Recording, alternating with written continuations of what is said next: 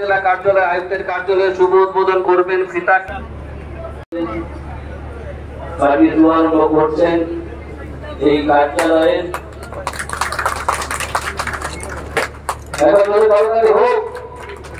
সবাই মন্ত্রী সম্মানিত বিধায়ক অতিথিবৃন্দ জেলা শাসক মহাশয়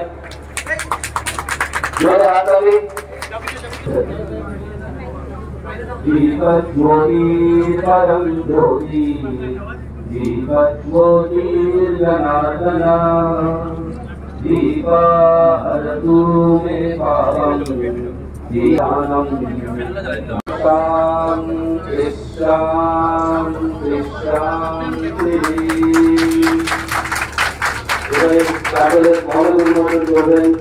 প্রধান অতিথি মাননীয় মন্ত্রী কারিগরি বিভাগ তথা আমাদের এলাকার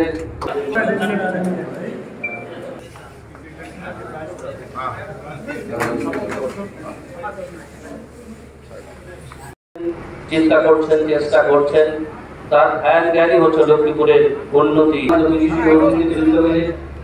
একে করে মঞ্চে আসন গ্রহণ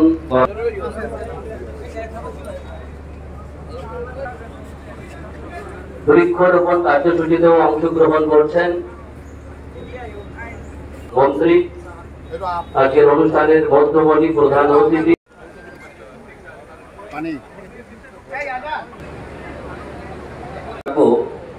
আসন গ্রহণ করার জন্য নির্ধারিত জায়গা ঠিক মঞ্চে আমার মা দিকে আসামের যশস্বী মুখ্যমন্ত্রী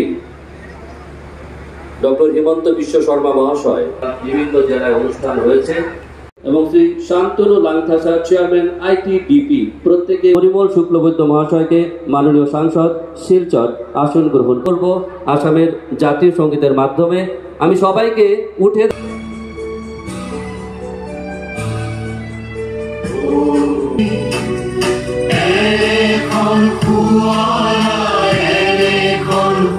জিলা কাৰ্যালয়ৰ শুভ উদ্বোধনী হ'ল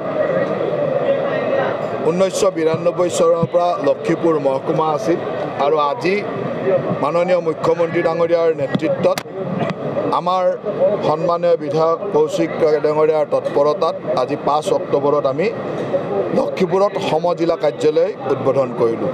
আমাৰ চৰকাৰৰ লক্ষ্য হ'ল যে কিমান বেছি ৰাইজৰ ওচৰলৈ প্ৰশাসন যন্ত্ৰটোক লৈ যাব পাৰে আৰু এই সমজিলা কাৰ্যালয় উদ্বোধনে ৰাইজৰ ওচৰলৈ প্ৰশাসনক লৈ যাব। এতিয়া লক্ষীপুৰ অঞ্চলৰ বা লক্ষীপুৰ সমষ্টিবাসী ৰাইজে কোনো সৰু কামৰ কাৰণে কাছাৰলৈ বা শিলচৰলৈ যাব লগাৰ কথা নাই। ইয়াতেই সুন্দৰভাৱে তেওঁলোকে সকলো সুবিধা পাব।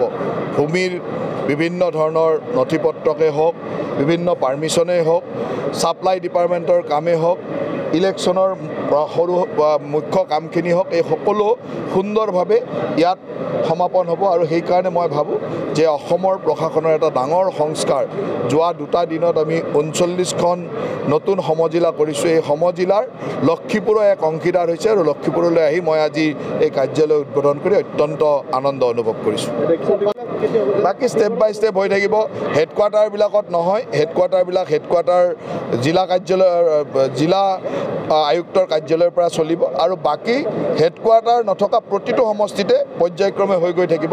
ক'ৰবাত হয়তো মাটি ঘৰ ইত্যাদিৰ ব্যৱস্থা কৰোঁতে সময় লাগিছে। এতিয়া 39 হ'ল, হেডকোৱাৰ্টাৰ 35টা আছে, গতিকে মোটামুটি 75ৰ ওচৰা ওচৰি গুচি গ'ল 74। বাকী কেইখনো খুব কম দিনৰ ভিতৰত হৈ যাব।